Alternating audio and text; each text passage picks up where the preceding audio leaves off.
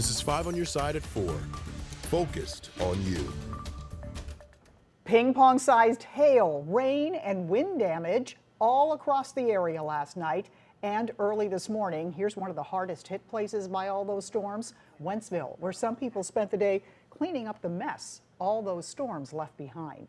Thanks so much for being here at 4. I'm Kay Quinn. And I'm Brent Solomon. Areas across our region got some pretty large hail, and that includes western parts of St. Charles County. Our Justina Cornell joins us live from Wentzville. She's at Twin Oaks at Heritage Point for us. Justina, what are you seeing? Yeah, Kay and Brent, so we've seen a ton of debris out here, and outside of the buildings and homes, we can see some of the damage. Now, the video on your screen are just some of the visuals that we're seeing out here today. Hail ruined siding, window frames, and some cars, even damaging plants and trees. Now, meteorologist Jim Castillo said a severe cell came through this area after 8:30 last night, bringing some of the larger hail. Residents in this neighborhood tell me it was so loud last night, some even went to the basement to be safe. Two neighbors say they're comforting each other as they focus on repairs. Tore my awning that I have out back up, and all the screens are just shredded. They all have to be replaced. There's no saving them, and they're full of holes. Now, the Wentzville mayor tells me he's hearing several hundred people are facing damage. Luckily for now, we're not hearing any reports of anyone getting hurt. Reporting live, Justina Cornell, 5 on your side. All right, so right now, a little bit cooler. We have seen the sun today. But the question is, will we see more storms? Meteorologist Jim Castillo now with the Weather First forecast. Yeah, you know, we definitely have that risk of seeing some severe weather again, and mainly south and east of the metro. Can't rule out an isolated storm around the St. Louis area, but let's take a look at where the Storm Forecast Center has at least put a green area, which is really southern portions of St. Clair County all the way to Clay County in Illinois, with an isolated risk of severe cells because that same setup that we had last night, the upper level low over Chicago, and then this frontal boundary that lies right around Interstate 44 in Missouri and 70 in Illinois. So at this point, no thunderstorms yet. We're still seeing some showers from Rolla all the way through Reynolds County, ironically the area that did not get any rain last night. So isolated storms are possible, spotty this evening, but scattered during the overnight. And we'll talk a little bit more about the forecast and when it dries out again and heats up. Okay, we'll see you in a few minutes. Thank you, Jim. Remember, for weather updates in your area anytime, just text the word weather to 314-425-5355. Right now, St. Louis police are investigating a shooting in the Greater Ville neighborhood. Happened around 1:30 this morning outside the ZX gas station on Vandeventer Avenue. 2 people heard 4 gunshots, according to police. One of them, a woman, was hit in the thigh and taken to a hospital. The other person wasn't hurt.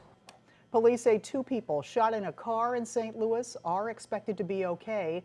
According to police, the victims were in the same car in the area of 9th and Salisbury just after 10 last night. Another car pulled up to theirs and began firing. One person was shot in the leg. The other had his head grazed by a bullet. Both were taken to a hospital. Well, the St. Louis Archdiocese is moving forward with the next phase of its All Things New plan. The Archdiocese and pastors from Catholic elementary schools in the area will meet next month. Leaders will discuss enrollment numbers, demographic trends, and the financial strength of certain schools. Come early December, some schools will be recommended to close. The school changes will take effect by the 2024-2025 school year. The United Auto Workers Union will announce on Friday how it plans to expand its strike against 3 major automakers. Today, former President Donald Trump is meeting with workers just outside Detroit. The GOP frontrunner will be making a speech later tonight to auto workers. NBC's Jay Gray has more from Michigan.